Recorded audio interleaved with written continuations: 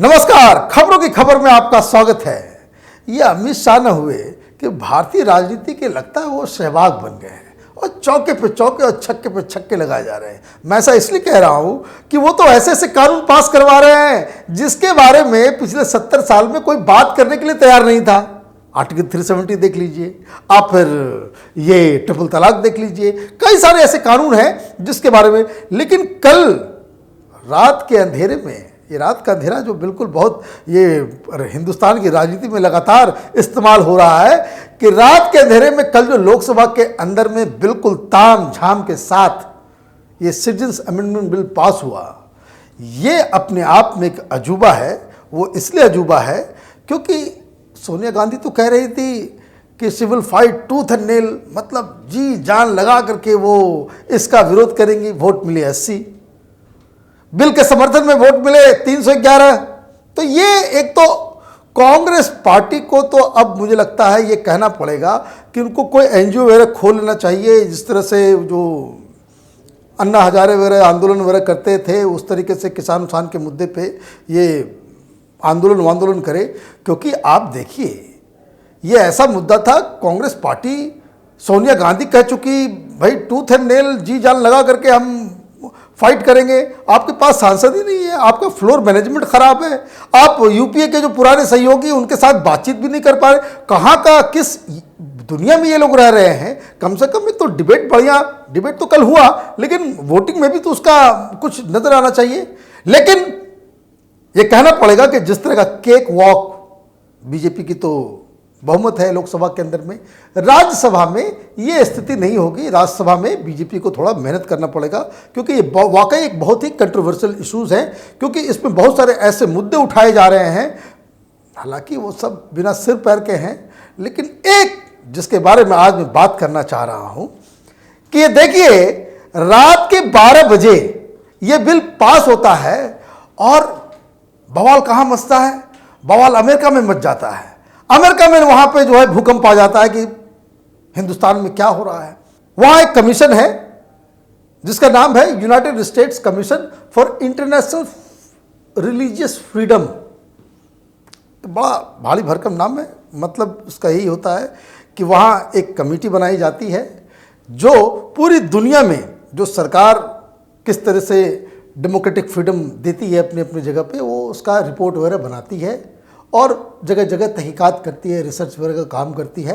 और United state की सरकार को, राष्ट्रपति को, वो एक रिकमेंडेशन देती है और ये इसका काम होता है कि पूरी दुनिया में हर जगह रिलीजियस फ्रीडम है या नहीं है। लेकिन इसका ये तो ऑफिशियल काम बता दिया मैंने। इसका अंदर का काम ये है कि वो ये देखना चाहती है, इंश्योर करना चाहती है ये कमीशन कि हर जगह पूरी दुनिया में ये क्रिश्चियन मिशनरी ये कन्वर्जन का काम करने के लिए उनको फ्रीडम मिला हुआ है नहीं मिला हुआ है। बेसिक लाइन यही है, ये इसका बैकग्राउंड है। और अचानक से रात के अंधेरे में यहां पे बिल पास होता है और बवाल अमेरिका में मच जाता है। 1 घंटे के अंदर वहां से फरमान जारी हो जाता है कि अमित शाह के ऊपर प्रतिबंध लगाओ। ये इस पे उन्होंने रिकमेंडेशन दे रखा है कि ये जो कानून अमित शाह लेकर के आ रहे हैं वो बहुत ही ज्यादा खतरनाक है। ये कानून गलत दिशा में लिया गया एक खतरनाक स्टेप है, ये उनका ऑफिशियल बयान है। और चूंकि अमित शाह इसको पेश कर रहे हैं इसलिए अमित शाह के ऊपर प्रतिबंध लगाया जाए। और तो और, हालांकि अब इसका नतीजा क्या होगा? मीडिया में बवाल मचा हुआ है सवेरे से टीवी में, अमित शाह के ऊपर प्रतिबंध लगेगा, अमित शाह के ऊपर प्रतिबंध लगेगा। ये लेफ्ट लिबरल कबाल वाले जितने लोग हैं, ये वामपंथी, ये सब जो बेरोजगार हो गए हैं, इन लोगों को काम मिल गया है वो कि अमित शाह जो है एक विलन है, वो मुसलमानों का दुश्मन है, बिला बिला बहुत सारी चीजें। लेकिन अब समझना क्या है कि क्या अमेरिका प्रतिबंध लगाएगा, लगाने की स्थिति में है क्या? तो पहले 2-4 बातें समझ लीजिए। अमित शाह का ये बाल न बांका कुछ कर सकते हैं, कुछ नथिंग। और मैं दूसरी बात आपको बता देता हूं, अगर ये ज़्यादा इस तरह से करेंगे तो ये समझ लीजिए कि प्रधानमंत्री मोदी के बाद अगर कोई हिंदुस्तान में प्रधानमंत्री बनेगा तो वो इस वजह से, ये जो तमाशा ये लोग कर रहे हैं अपोजिशन पार्टीज वगैरह, इस वजह से अमित शाह वो अगले प्रधानमंत्री के दावेदार बनेंगे और इन लोगों की कृपा रही इसी तरीके से तो वो प्रधानमंत्री बाकायदा बन भी जाएंगे। मैं ऐसा क्यों कह रहा हूं? ये नहीं कि मैं भविष्यवाणी कर रहा हूं। गुजरात दंगा आपको याद है? गुजरात दंगा जब हुआ था तो ये जो इंटरनेशनल रिलीजियस फ्रीडम की जो कमिटी है यूएस की, इन्होंने ही वीज़ा नहीं दिया जाए प्रधानमंत्री मोदी को, इनका ही रिकमेंडेशन था। और ये रिकमेंडेशन क्यों आया था, अब मैं आपको दूसरा इसका बैकग्राउंड एक और बताता हूं।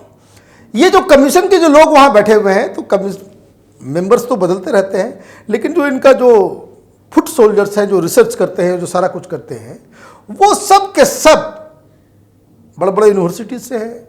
और ये लेफ्ट लिबरल कबाल जो हिंदुस्तान में वामपंथी लोग हैं, जो अमेरिका को रोज पानी पी पी करके गाली देते हैं, ये लोग उनसे जुड़े हुए हैं। आपको मैं बता दूं, ये जो वीज़ा का जो मसला जब आया था, जब पूरी तरीके से जब गुजरात राइट के ऊपर जब इस कमीशन ने एक रिपोर्ट दी थी और ये कहा था कि इसके लिए प्रधानमंत्री मोदी को, उसमें मुख्यमंत्री थे, कि मुख्यमंत्री को जो है उसको उसके ऊपर प्रतिबंध लगाया जाए, और प्रतिबंध लगा भी दिया गया था। और क्यों लगाया गया था? क्योंकि यही जो हिंदुस्तान में आजकल ये जो धंधा बना रखा है सेक्युलरिज्म का, ये सब तीस्ता सी तलवार, तो एक से एक सारे नाम है, जितने सारे लोग थे, ये लोग हिंदुस्तान में कोर्ट में तो केस चल ही रहा था, लेकिन इनको कोर्ट में तो विश्वास है नहीं। ये सब अमेरिका गए थे इसी कमीशन के पास, और वहां जाकर के उन्होंने पूरी कहानी की, जेनोसाइड है, ये बिल्कुल जेनोसाइड है। क्योंकि इस कमीशन का कोई व्यक्ति हिंदुस्तान आकर के रिसर्च नहीं करता, कोई फैक्ट फाइंडिंग कमेटी नहीं बनाता। उनका आधार ही होता है कि इस तरह के एक्सपर्ट्स, मीडिया रिपोर्ट्स, और मीडिया में आपको पता ही है किस तरह के लोगों ने किस तरीके से पूरा नैरेटिव क्रिएट किया था। तो ये जो नैरेटिव क्रिएट किया गया और जेनोसाइड बताया गया, तो ये हिंदुस्तान के जो लेफ्ट लिबरल कबाल, ये खान मार्केट का गैंग और वहां पे जो रिसर्चर्स हैं, उसके साथ मिलकर के इन लोगों ने किया। उस रिपोर्ट मैं इसलिए कह रहा हूं और दावे के साथ कह रहा हूं, क्योंकि उस रिपोर्ट में अगर वो न्यूट्रल रिपोर्ट होती तो वो सबसे पहले गुजरात दंगे के लिए वो जो ट्रेन में 58 हिंदुओं की जो मौत हुई, उसको भी एक बाकायदा एक बर्बर एक्ट, उसको बिल्कुल एक बार्बरिक एक्ट के रूप में जो है उसको बताया गया होता। लेकिन उसमें उसी रिपोर्ट में कहा गया कि ये एक्सीडेंट था और बाकी सब जो था वो जेनोसाइड था। तो खैर ये मसला खत्म हुआ। दूसरी बार फिर क्या हुआ, जब प्रधानमंत्री के लिए वो चुने गए, नाम बीजेपी की तरफ से उम्मीदवार बन गए प्रधानमंत्री मोदी, तो आपको याद होगा कि 53 ये वामपंथी, कांग्रेसी, ये सेक्युलर पार्टीज के एमपीज, इन लोगों ने एक चिट्ठी लिखी थी। उनका कार्यक्रम था अमेरिका में प्रधानमंत्री मोदी का, तो वो इन लोगों ने चिट्ठी लिखी कि भाई इनका वीज़ा जो है कैंसिल किया जाए, इसका प्रधानमंत्री को जो है वहाँ बोले नहीं दिया जाए। तो ये चिट्ठी लिखते रहते हैं। तो कहने का मतलब ये है, ये पॉइंट मैं इसलिए बता रहा हूँ कि आप समझिए कि किस तरीके से ये जो एंटी इंडिया गैंग, जो नक्सलियों के साथ सुर में सुर मिलाते हैं, जो पाकिस्तान को पूरा रिसर्च सप्लाई करते हैं, जो पाकिस्तान की भाषा बोलते हैं, सेपरेटिस्ट का साथ देते हैं, और ये सारे जितनी जो आप पूरे देश के अंदर में जो ये अर्बन नक्सल्स और ये पूरा जो गैंग है, इनका रिश्ता उस तरह के committees all over the world किस तरह से उनका बिल्कुल नेक्सस है, ये मैं बताना चाह रहा था। अब ये नेक्सस बन गया। अब जब अमित शाह इस चीज को लेकर के आते हैं तो ये वही गैंग एक्टिव हो गया, और जैसे ही इधर लोकसभा में पास हुआ है और उन्होंने वहां से ये फरमान जारी कर दिया कि अमित शाह के ऊपर प्रतिबंध लगाया जाए, उन्होंने रिकमेंडेशन कर दिया।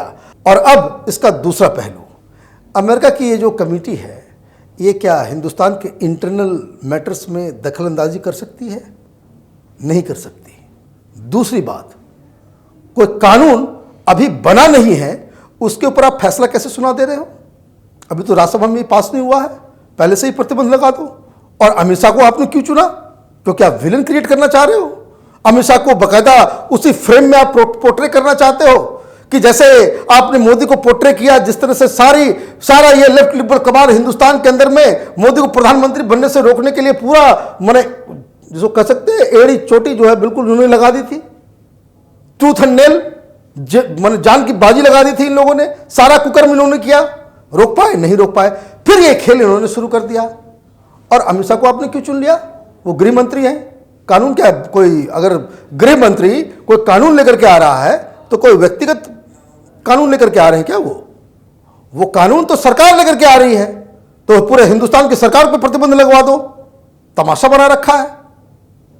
आप अपने घर में तो आप, अच्छा बड़ा दर्द हो रहा है मुसलमानों को लेकर के कि बहुत सारे मुस्लिम जो है इसमें उनको बाकायदा टारगेट किया जा रहा है, तो अपने प्रेसिडेंट से क्यों नहीं पूछे कि प्रधानमंत्री राष्ट्रपति बनते ही उन्होंने क्यों कहा कि मुस्लिम्स को हम घुसने नहीं देंगे, तो यहाँ के पाकिस्तान के मुसलमान, तो ईरान के मुसलमान वो नहीं आ सकते हैं।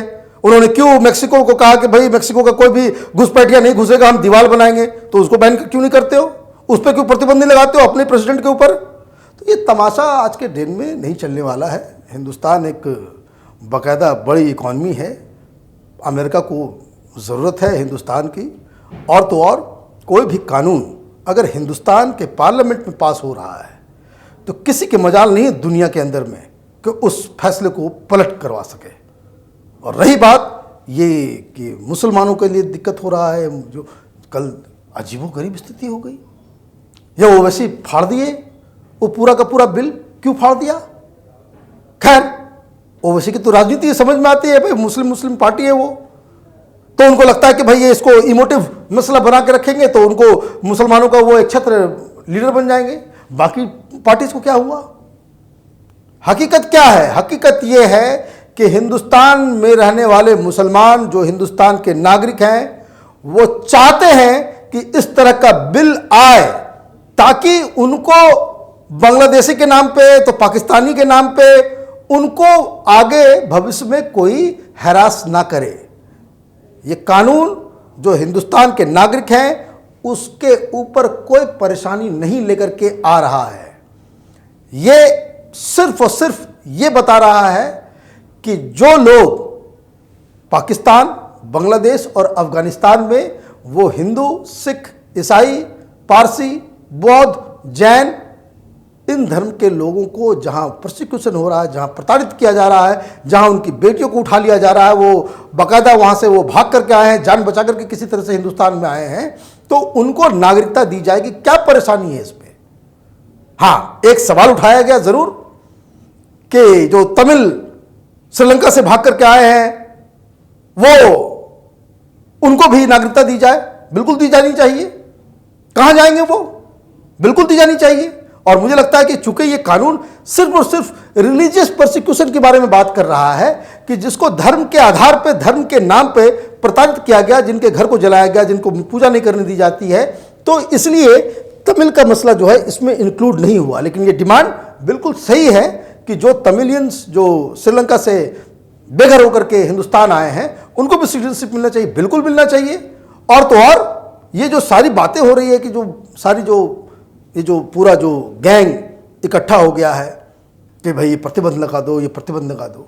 दरअसल दिक्कत ये है कि जब से ये मोदी सरकार आई है, ये जितने जो मिशनरीज हैं और ये जो सऊदी अरब से, तो इटली से, तो जर्मनी से मिशनरी का काम, तो दूसरे तरह के रिलीजियस एक्टिविटीज़ के नाम पे जो एनजीओ की दुकान चल रही थी, वो फंडिंग जो है वो बंद हो गई है।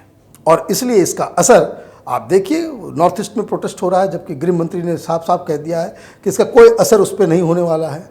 लेकिन फिर भी राजनीति है, ये है, सरकार को ये देखना पड़ेगा कि नॉर्थ ईस्ट में किस तरह से वो जो लोग आंदोलित हैं उसको कूल डाउन किया जाता है, किस तरह से इसको फिजल आउट किया जाता है। लेकिन कहने का मतलब ये है कि आप इस बात के लिए इस सरकार को बाकायदा धन्यवाद देना चाहिए कि उन्होंने एक ऐसे इशू को, पाकिस्तान में जो हिंदू या सिख या फिर क्रिश्चियंस जिनको प्रताड़ित किया जा रहा है, जिंदा जला दिया जा रहा है, उनकी बेटियों को उठा लिया जा रहा है, उनके लिए कोई संवेदना किसी के लिए, किसी के पास नहीं है।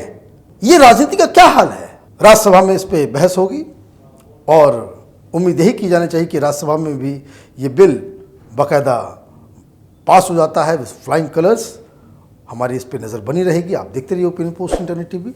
हमारे वीडियोस को लाइक कीजिए, शेयर कीजिए और हमारे चैनल को ज़रूर सब्सक्राइब कीजिए। धन्यवाद।